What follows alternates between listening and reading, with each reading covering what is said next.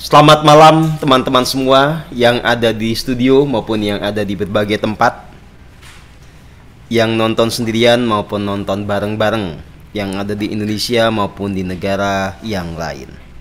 Kita jumpa lagi di dalam webinar yang diselenggarakan oleh Persaudaraan Matahari. Saudara dan saudari semua yang saya kasihi, saya berulang kali menegaskan bahwa spiritualitas yang kita jalankan bersama ini, yang saya ajarkan, saya bimbingkan kepada Anda semua lalu Anda ikuti, adalah spiritualitas yang progresif, transformatif, revolusioner. Jadi dengan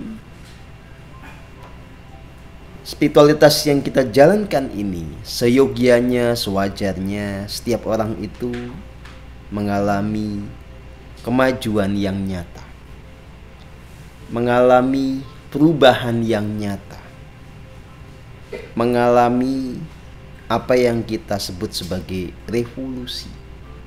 Ya. Revolusi itu menyangkut sebuah loncatan.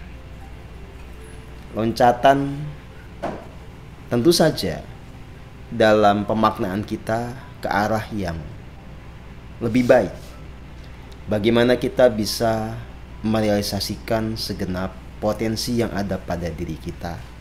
Kita bisa merealisasikan apa yang merupakan rancangan agung bagi setiap diri. Ya. Loh Pak Setio, kok belajar spiritual kok mengharapkan kemajuan, bukankah itu namanya ego? Nah, kan pasti ada yang bertanya begitu ya. Saya harus katakan dengan lugas dan tegas, ya. Bergerak maju, ya, adalah sesuatu yang sifatnya natural.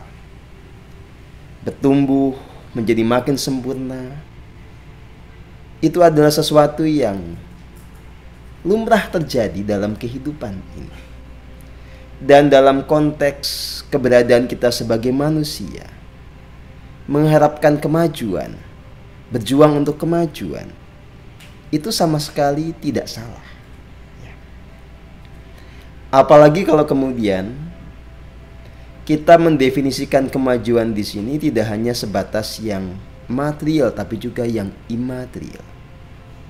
Ketika kita mengharapkan dan berjuang untuk menjadi lebih tercerahkan, menjadi jiwa yang lebih murni, itu bukan hasratnya si ego, itu adalah hasratnya sang jiwa, ya. Jadi jiwa kita memang secara naturalnya itu punya hasrat untuk mencapai kondisi yang lebih sempurna, ya. Jadi ini tolong Anda resapi semua.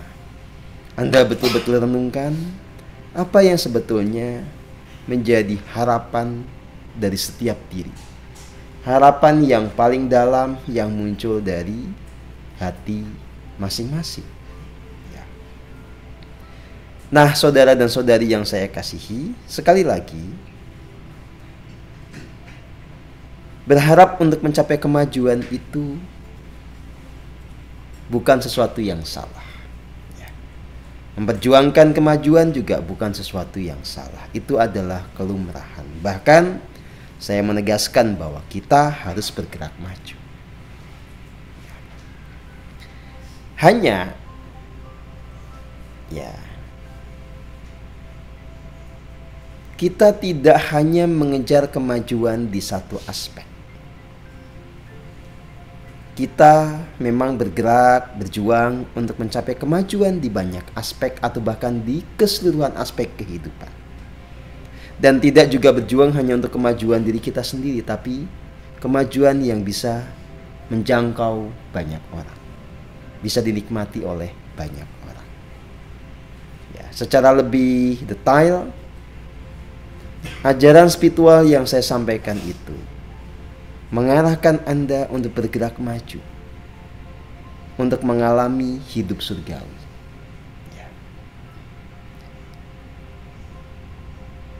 Dan ini sebetulnya adalah never ending journey, ya, perjalanan yang tiada pernah akan berakhir.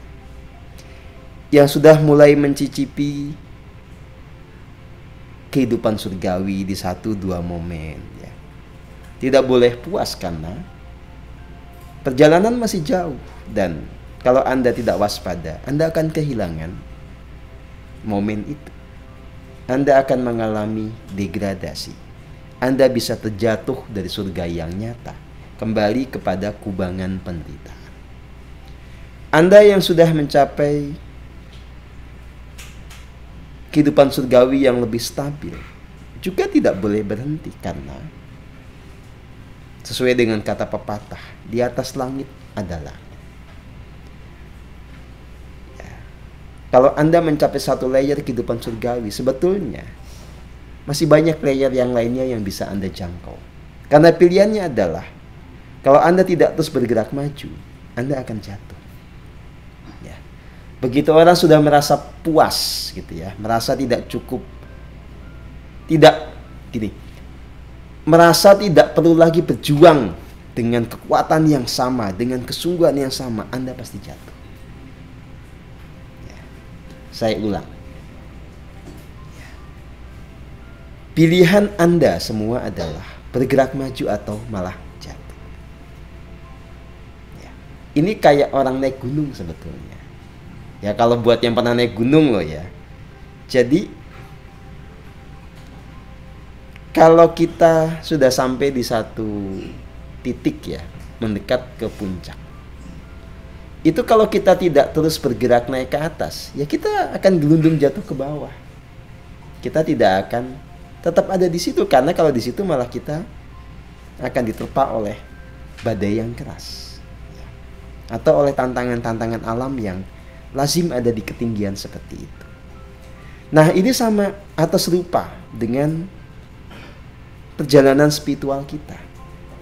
Anda di level manapun, selama Anda masih hidup, Anda nggak boleh berhenti di situ. Misalnya, udah LOC 300, udah cukup ya, saya mulai leyeh. Gak bisa. Kalau Anda melakukan itu, Anda pasti akan jatuh. Ya, Anda pasti akan mengalami degradasi. Ya. Karena apa? Di situ ada tantangannya. Ketika Anda mulai leyeh-leyeh, berarti Anda mengendorkan semangat perjuangan. Anda itu mulai mengurangi kesungguhan dalam berupaya. Sudah hukum alamnya, Anda akan mengalami kejatuhan. Sama saja kalau Anda misalnya LOC-nya 500. Udahlah, ini berarti sudah masuk ke alam cahaya. Kalau Anda masih hidup ya, dengan LOC 500 merasa cukup, sudah Anda pasti akan jatuh juga. Ya. Nah, yang lebih repot adalah orang yang kemudian memblok pikirannya sendiri sehingga tidak pernah bisa mengalami kemajuan. Ya. Dia punya autosugesti yang destruktif. Saya memang nggak bisa. Saya kan bukan Pak Setio. Saya ini nggak punya bakat. Atau selalu berkata, saya nggak bisa mengendalikan pikiran saya. Ya. Atau diblok dengan konsepsi, demit di badan saya terlalu kuat. Saya nggak bisa mengatasi pengaruh dari demit saya. Ya. Kalau Anda mempertahankan autosugesti yang destruktif seperti itu, ya Anda nggak akan pernah mengalami kemajuan. Dan lucunya kita tuh begini ya. Ketika kita mulai menunjukkan sikap-sikap tidak selaras di dalam laku hening atau laku spiritual, itu pasti akan berimbas juga ke pekerjaan yang lain, jadi ngaco. Ya. Jadi mereka yang mulai tidak konsisten dalam keheningan, ada risiko besar Anda bisa dengan otomatis menjadi on. Jadi saya memperhatikan betul ketika kualitas hening mulai drop gitu ya, LOC juga drop gitu. Kecerdasannya itu pada hilang. Sehingga dikasih tugas apapun itu kemudian menjadi nggak bisa menampilkan performa atau kinerja yang baik. Nah, ini hal-hal yang mau saya bicarakan dengan Anda di webinar kali ini. Nah, masih terkait dengan soal ini ya. Jadi bagaimana dinamika dalam spiritualitas itu bisa mempengaruhi kehidupan yang real sehari-hari ya. Dan nanti sebaliknya saling mempengaruhi. Kalau Anda dalam kehidupan sehari-hari ya, entah dalam pekerjaan, entah dalam bisnis, kemudian memilih untuk menjadi loyo ya, menjadi tidak lagi punya ketangguhan ya, itu pasti akan mempengaruhi juga kesadaran spiritual. Jadi seiring dengan turunnya performa di dalam pekerjaan, dalam bisnis, itu akan menggeret kesadaran spiritual juga turun ke bawah. Itu saya perhatikan gitu. Makanya kalau kita memang mau memastikan keselamatan diri ya, ini nggak ada waktu bagi kita untuk yang namanya leha-leha ya. Kalau bahasa gaulnya itu memang kita harus konsisten untuk gaspol. Meskipun di sini tidak berarti kemudian Anda diajak untuk menjadi obsesif. Anda diajak untuk bekerja dengan sungguh-sungguh, berjuang dengan sungguh-sungguh, dengan totalitas. Jadi fokusnya pada kualitas proses. Kalau obsesif itu fokusnya pada hasil. Termasuk ya, obsesif itu ketika Anda mengejar angka. Ya, dikit-dikit tanya, angka kejenian saya berapa? Dikit-dikit tanya pokoknya yang menjadi parameter penilaian itu berapa. Ya. Tetapi mengabaikan kenyataan bahwa sebetulnya yang terpenting bagi Anda adalah memperbaiki proses diri Anda sendiri. Nah, hal-hal seperti ini sekali lagi penting untuk dimengerti oleh Anda semua. Yang pasti ada rumus yang merepresentasikan hukum kosmik ya, bahwa hasil itu tidak akan mengkhianati usaha. Ya. Ini berlaku dalam semua aspek kehidupan, termasuk dalam spiritualitas. Ya. Ada hukum sebab akibat. Ya. Hasil adalah akibat, usaha adalah penyebab. Hasil ini pasti akan sepadan dengan usaha. Hasil tidak akan mengkhianati usaha. Kalau usahanya sungguh-sungguh totalitas, hasilnya tidak akan pernah mengecewakan. Nah, kalau dibalik, kalau ternyata hasil Anda jelek ya, itu sudah jelas mengindikasikan bahwa Anda usahanya juga jelek, nggak sungguh-sungguh, nggak totalitas.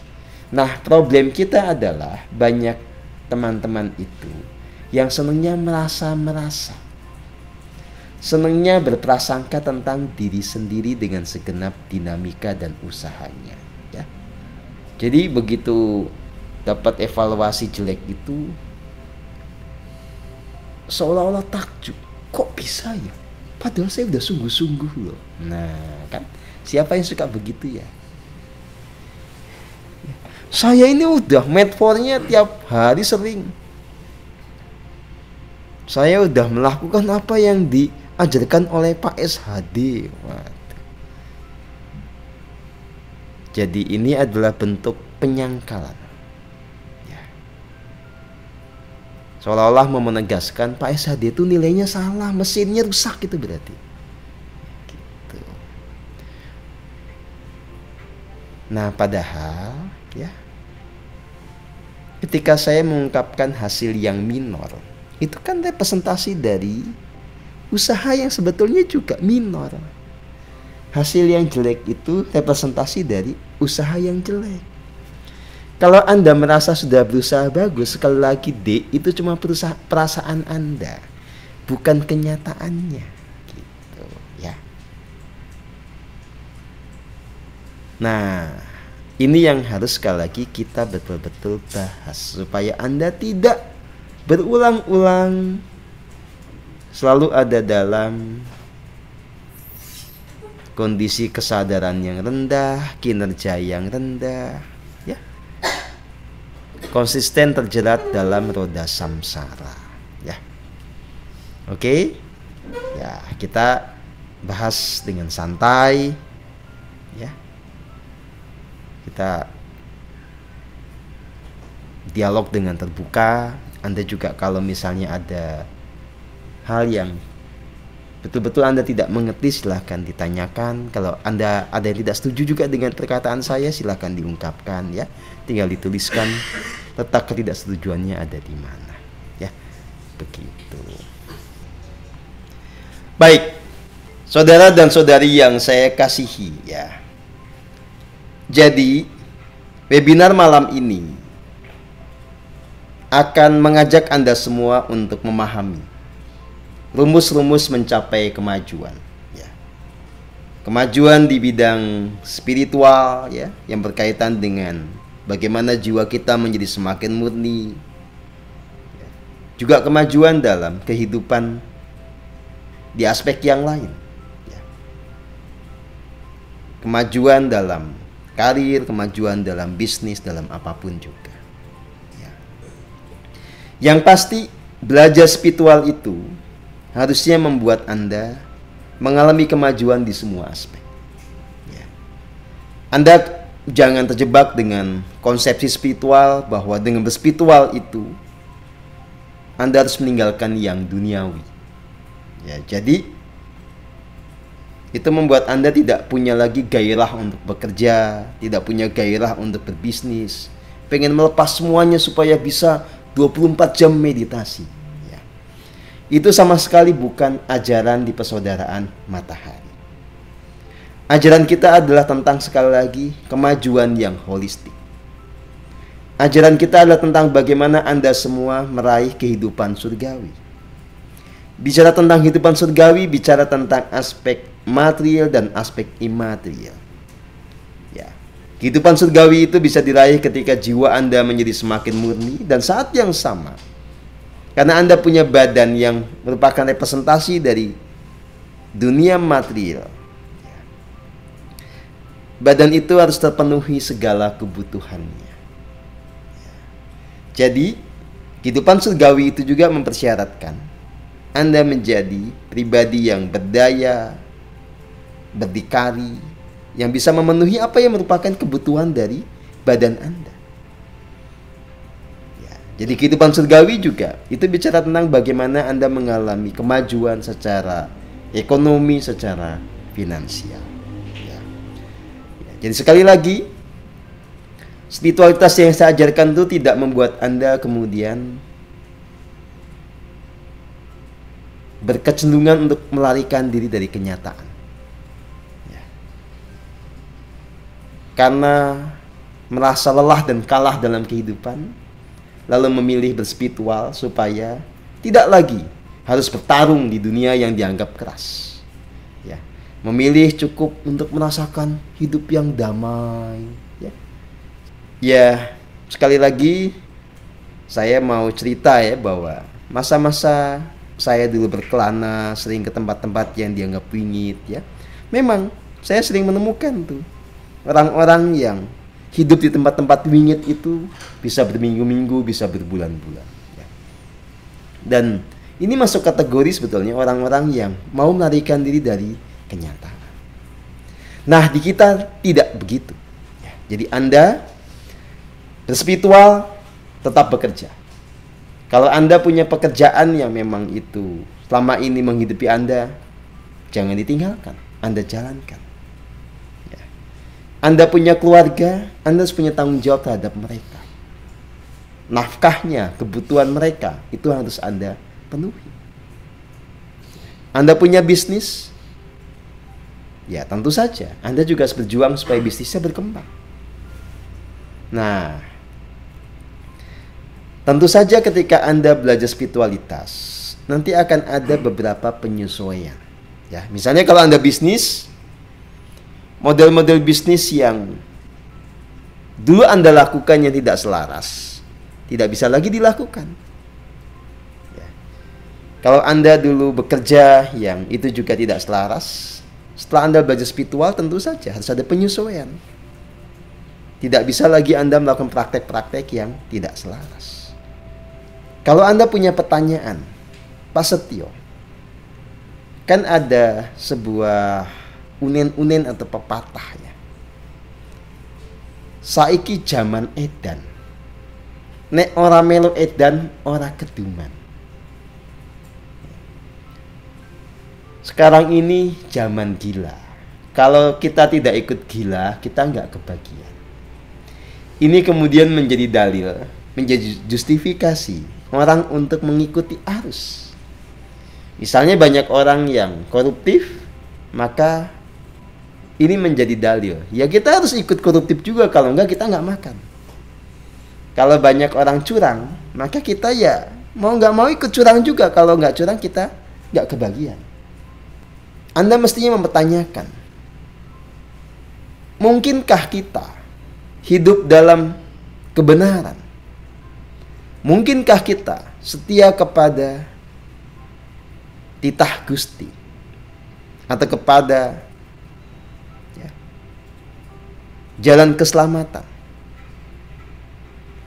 dan kita kemudian bisa tetap hidup dengan layak di muka bumi ini? Ya. Nah, kalau itu pertanyaannya, jawabannya adalah jelas.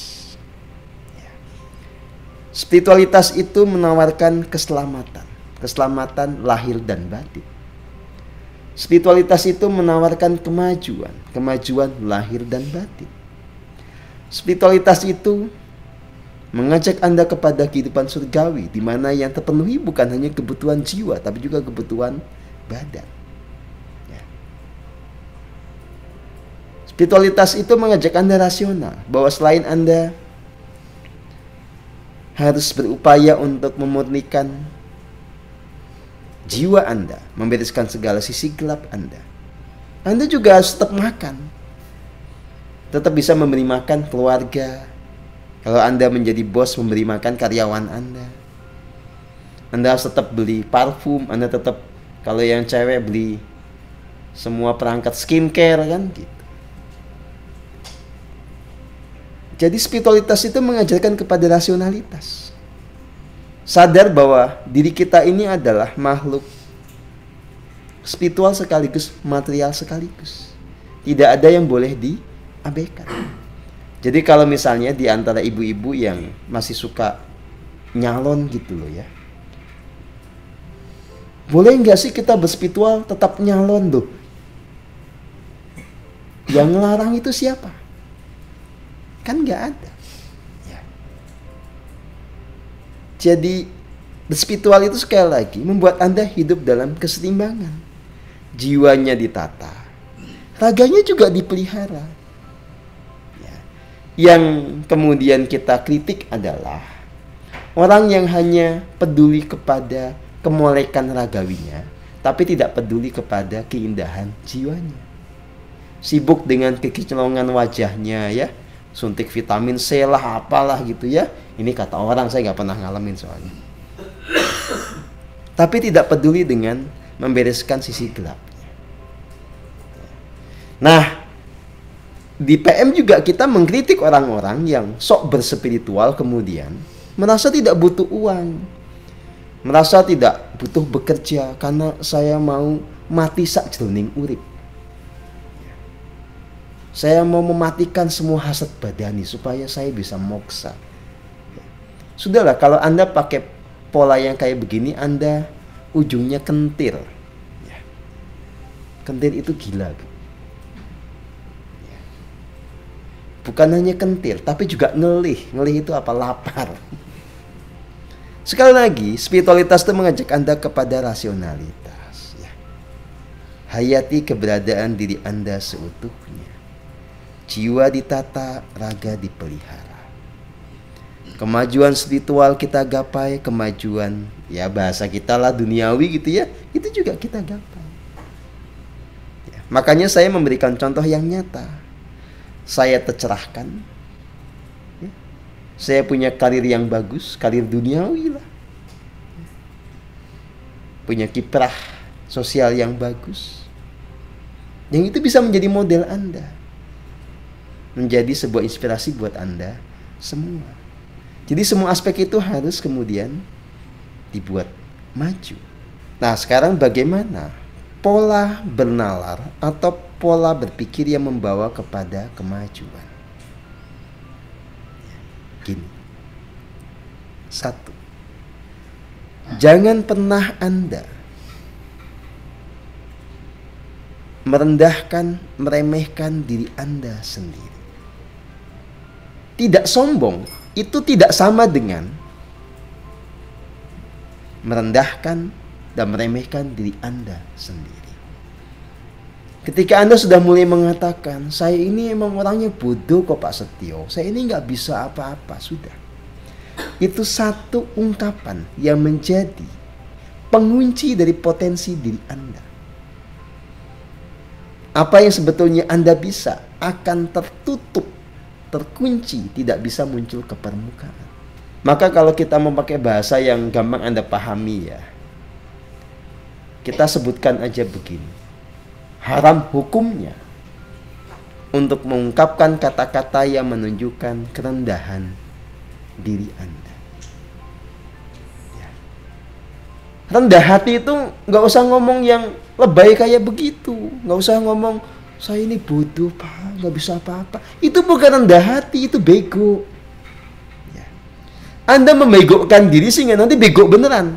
Jadi orang berspiritual itu harus kemudian menjadi awas pada dirinya sendiri. Bisa mawas diri. Mawas diri ini berarti melihat diri seutuhnya, tahu di mana kelebihannya, tahu di mana kekurangannya, tapi tidak membuat sebuah judgement yang melemahkan diri sendiri. Jadi sekali lagi jangan pernah bicara saya nggak bisa apa-apa, saya ini memang bodoh, saya ini memang dari keluarga miskin. No. Ya. Seringkali ketika Anda mengungkapkan kata-kata ini cuma pelarian diri. Membuat Anda itu kemudian terjustifikasi untuk tetap ada dalam kemalasan, tetap ada di zona nyaman, tidak mau berubah, tidak mau bergerak menuju kemajuan. Jadi pada dasarnya malas untuk berjuang, kemudian menjustifikasi ya dengan ungkapan-ungkapan yang merendahkan dirinya sendiri. Ya. Ini hasilnya pasti Anda akan rendah beneran. Kalau Anda sudah bilang saya ini bodoh, itu pasti bodoh beneran.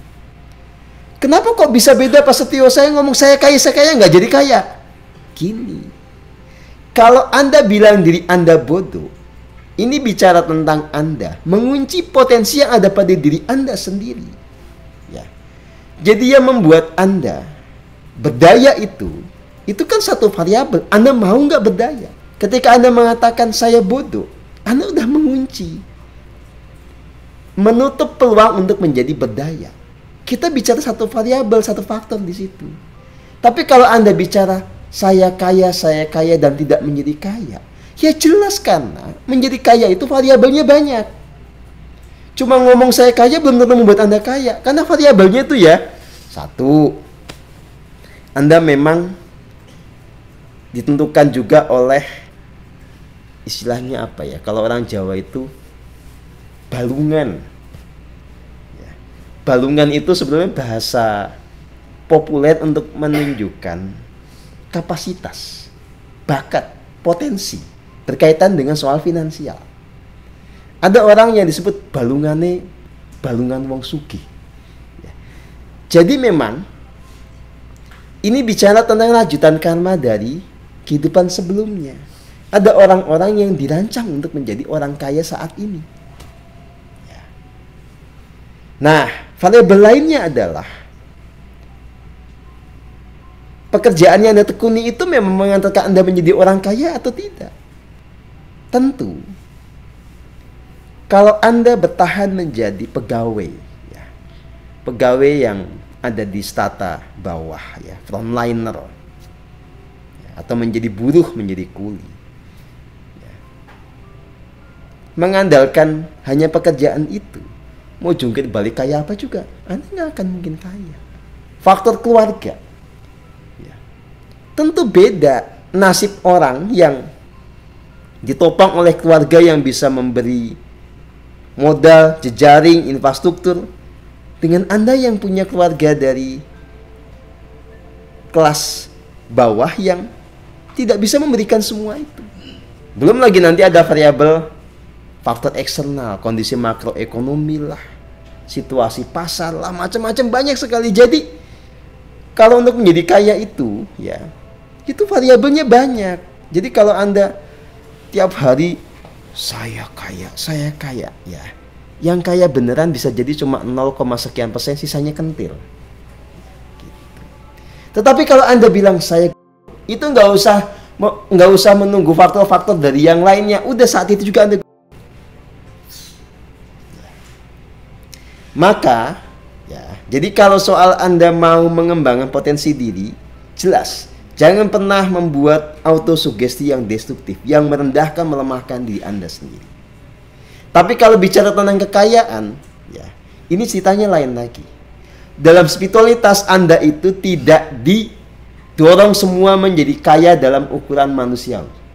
Katakanlah misalnya, ya, kaya itu penghasilan setahun minimal 1 miliar. Misalnya nih, ya, Anda tidak diajak untuk semuanya mencapai itu. Seorang guru spiritual yang benar tidak akan bicara semua pasti bisa kok punya penghasilan minimal 1 miliar setahun. Oh tidak, saudara. Kenapa? Karena rancangan agung tiap orang berbeda, ya. Peran-peran duniawinya itu berbeda, dan penghasilan itu akan disesuaikan dengan peran duniawinya. Dan juga sangat dipengaruhi dengan bagaimana negara ini mengatur dunia bisnis dan ketenaga kerjaan. Ya. Kalau Anda hidup di negara yang maju, misalnya di Uni Emirat Arab, ya, atau di Brunei, tentu peluang menjadi kaya lebih besar ketimbang Anda hidup kaya di Indonesia atau hidup di Kamboja. Ya, makanya spiritualitas tidak mengajak Anda untuk menjadi kaya, tetapi mencapai versi terbaik dari diri Anda, mencapai apa yang paling pas sesuai dengan talenta Anda, menemukan peran-peran duniawi yang paling selaras untuk Anda. Jadi kalau Anda misalnya, ya, perannya menjadi supir ojek online, no problem, nggak masalah. Dan Anda tidak dituntut dengan pekerjaan itu kemudian punya penghasilan 100 juta sebulan, enggak. Bisa dapat 2 juta, 3 juta, Anda ayam tentem sudah oke. Ya, jadi kalau berspiritual itu hidup berkecukupan, ya. Hidup tegak berdiri di kaki sendiri, meskipun kita dapatnya tidak banyak-banyak amat. Dan kita kemudian bahagia dengan apa yang kita raih, bahagia dengan hidup kita, bahagia dengan peran kita, itu berspiritual. Gitu. Jadi guru spiritual yang benar itu tidak sama dengan motivator yang ngiming-ngimingi Anda. Semua bisa punya kapal pesiar. Dasmu, ya. Nggak mungkin. Gitu. Anda mau jungkir balik kaya apa? Ya. Gak semudah itu, saudara, ya. Gitu loh, ya. Oke, maka balik lagi, sekali lagi, jangan meremehkan dan merendahkan diri Anda sendiri, ya. Ini saya betul-betul garis bawahi, dan saya bilang ke Ibu Ai, ya, sebagai Direktur PM, bahwa saya ingin bicara ini karena saya melihat fenomena perendahan diri, ya, ini pada beberapa anak kita, ya, pada beberapa anak-anak di persaudaraan Matahari, dan pasti juga di luar PM juga banyak yang kayak begini, ya. Sekali lagi, jangan merendahkan diri Anda sendiri. Jangan membuat kata-kata yang itu mengunci potensi diri Anda. Karena secara faktual, teman-teman semua, begitu Anda tekun hening, begitu Anda betul-betul menjalankan ajaran ini dengan sepenuh hati, dengan totalitas, yang namanya kualitas pemikiran, ya, istilahnya apa ya, kebudayaan dari otaknya itu akan berkembang secara natural. Ya. Ini case yang nyata ya. Teman-teman seperti Mas Komeng ketika dalam kinerja yang puncak ya, ketika lagi waras-warasnya itu ya, itu kan jelas tampak kepintarannya ketika dia nulis, ketika ngomong ya. Padahal ya jelas dulunya nggak kayak begitu. Ditambah lagi dengan latar belakang pendidikan formal yang rendah, ditambah lagi pekerjaan-pekerjaan yang sangat tidak membuat Anda kepengen lah gitu ya. Tambah lagi dengan adanya kerusakan-kerusakan saraf karena kecubung ya, dan macam-macam itu. Oke. Jadi kalau Anda membiarkan diri Anda berkembang dan Anda mengikuti prosesnya dengan benar, itu bisa terjadi. Anda bisa menjadi manusia yang cerdas meskipun awalnya nggak cerdas. Teman-teman yang juga mengalami kerusakan saraf karena berbagai aspek gitu ya, dengan laku hening ini itu bisa menjadi pintar ya. Kerusakan sarafnya terpulihkan dan pola nalarnya kemudian menjadi bagus. Kemudian bisa berpikir lebih analitik, menjadi lebih strategik ya. Nggak lagi, itu bisa gitu. Termasuk yang sudah merasa sepuh, jangan bilang saya udah tua. Aduh Bu. Ya, ini buat Bu Anas nih loh ya. Jangan merendahkan diri dengan soal usia. Saya udah tua, nggak berdaya. Lu Anda nyatanya masih hidup, mau masih hidup. Ya, dengan cara apa? Kalau kemudian melemahkan diri dengan alasan usia, itu namanya kita mempercepat kematian. Emang mau? Mending kalau cuma mati doang ya. Kalau dengan pikiran-pikiran yang destruktif itu kemudian membuat kita nggak berdaya, menderita ketika tua tapi nggak mati-mati juga, gimana coba? Nambah rekoso. Gitu. Jadi sudah jangan ada alasan apapun. Ya. Jadi misalnya kita sudah merasa tua, ya sudah, fokusnya kepada bersyukur. Ya, di usia sekarang menemukan jalan hening, menemukan jalan keselamatan, ya, masih punya kesempatan untuk bahagia, masih punya kesempatan berdaya, bersyukur di situ, dan kemudian melakukannya terbaik yang kita bisa, tanpa ada tadi penilaian-penilaian oleh diri sendiri yang merendahkan diri sendiri. Lakukan aja yang terbaik tanpa kemudian memberi batasan, saya bisanya cuma segini. Nggak usah. Ketika Anda totalitas mengerjakan apa yang ada di hadapan Anda, apa yang bisa, nanti yang nggak bisa pun tiba-tiba bisa. Gitu. Toh, kalau di PM itu Anda tidak diajari untuk ambisius, enggak. Untuk mengejar target yang setinggi langit, enggak juga. Anda hanya diajak untuk melakukan yang terbaik tanpa membatasi diri Anda dengan pikiran-pikiran yang melemahkan diri. Gitu. Ya. Oke, sampai di sini ada pertanyaan, dipersilahkan, ada tanggapan, sumonggo. Ya, silakan. Nah, ya. Ini nih Pak Agus Nindya. Pak Agus Nindya Nicholas. Ya. Wes. Ya. Jadi seperti yang beliau ungkapkan ini ya. Jadi beliau mengatakan begini. Saat kesadaran turun, betul yang Mas Guru katakan. Saya tidak mengerti Mas Guru. Saya tidak punya bakat. Ya. Dari dulu semangat belajar saya kurang dalam hal apapun. Ya pokoknya begitulah, selalu membuat sugesti-sugesti dengan perkataan yang meminta kita memaklumi segala kelemahan, segala ketidakberdayaan, segala kinerja yang rendah. Ya. Sekali lagi, kalau Anda senang memilih kata-kata yang menguatkan kelemahan Anda gimana tuh? Membuat Anda semakin merasa lemah maksudnya, ya. Ya sudah, itu yang kejadian. Jadi bulat di situ. Anda akan hanyut dalam pusaran ketidakberdayaan. Ya.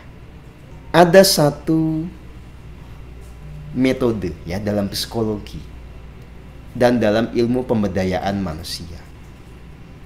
Namanya appreciative inquiry. Ya.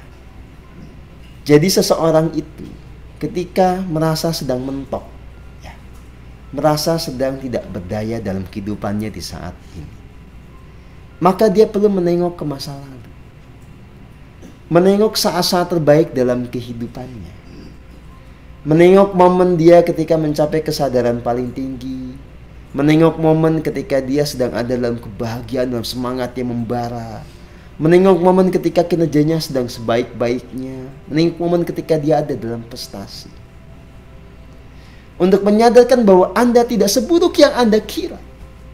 Untuk membuat Anda mengerti bahwa Anda itu punya potensi yang selama ini terkubur oleh masalah di masa kini, terkubur oleh perilaku dan pikiran Anda sendiri. Ya. Jadi buat Pak Agus, mulai dengan coba mawas diri. Ya. Jangan hanyut dengan situasi problematik saat ini. Tarik mundur ke belakang. Pernah nggak Bapak mengalami masa kejayaan? Pasti pernah. Nah, ketika Bapak sadar bahwa Bapak pernah mengalami kejayaan itu, kan secara naturalnya, secara logisnya akan punya kesadaran, saya punya potensi. Ya. Dan dari situ kemudian ada sebuah hasrat kehendak untuk hidup lebih baik sesuai dengan potensi sebetulnya ada. Oke, sampai di sini ada pertanyaan, dipersilahkan. Sudah terlanjur apa Pak Marjoko? Bapak Marjoko bertanya, kalau sudah terlanjur bagaimana Mas Guru? Terlanjur apa? Kamu terlanjur cinta, terlanjur sayang? Terlanjur bikin orang?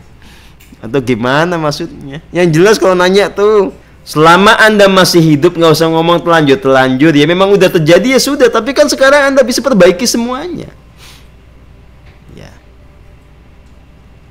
Yang sudah kejadian ya sudah, tidak bisa diubah gitu ya. Tetapi nasib Anda bisa berubah kalau kita punya kesalahan di masa lalu. Ya sudah, diakui kesalahannya, tapi nggak usah hanyut dalam penyesalan. Yang sudah terjadi biarlah terjadi. Bagaimanapun juga kita bisa belajar dari kesalahan kita di masa lalu. Tetapi saat ini kita bisa memilih benar. Saat ini kita bisa memilih untuk memperbaiki diri di semua aspek kehidupan kita untuk menciptakan nasib yang lebih baik. Selesai. Apa masalahnya? Jadi berangkatlah dari Anda menghargai diri Anda sendiri gitu loh. Anda tuh bukan sampah gitu. Saya kan suka memang membuat kata-kata yang dramatis ya. Apa dia nakal-nakal, udah jadiin asam amino gitu ya. Itu kan untuk menyadarkan Anda untuk tidak tetap ndablek gitu. Tapi tidak ada maksud saya untuk membuat Anda percaya bahwa diri Anda adalah sampah yang hanya bisa berguna dengan menjadikan asam amino. Loh, bukan begitu maksudnya. Selama Anda masih hidup sekarang, Anda masih bisa bangkit. Ya. Mulai dengan menyadari bahwa Anda punya nilai, Anda punya value, Anda punya harga. Tanpa jatuh kepada kesombongan, tanpa jatuh kepada romantisme masa lalu. Kalaupun menengok masa lalu hanya untuk menyadarkan Anda bahwa Anda sebetulnya pernah ada di puncak, bahwa Anda sebetulnya bisa. Yang sekarang membuat Anda tidak bisa adalah pola pikir yang salah, perilaku yang salah, dosa Anda dan segala macam yang diciptakan oleh pilihan-pilihan Anda sendiri. Tapi Anda bisa memperbaiki semuanya. Anda coba belajar, pelajari. Ketika Anda jaya itu, apa yang Anda pikirkan, bagaimana cara berpikir Anda, bagaimana perilaku Anda, bagaimana karakter Anda saat itu. Itu. Nah, kalau mau mengulang kejayaan itu, ya tinggal dicontek dong. Data masa lalu itu diakses kembali. Bagaimana melakukan konseling bagi orang-orang yang sudah ada indikasi mengalami mental block. Loh, ini saya lagi ngajarin gimana sih? Ya nggak usah ketemu satu-satu ini, biar sekalian gitu loh. Ya, ini kan lagi dihancurkan mental blocknya. Karena saya bukan psikolog, saya tidak buka jasa konseling satu-satu.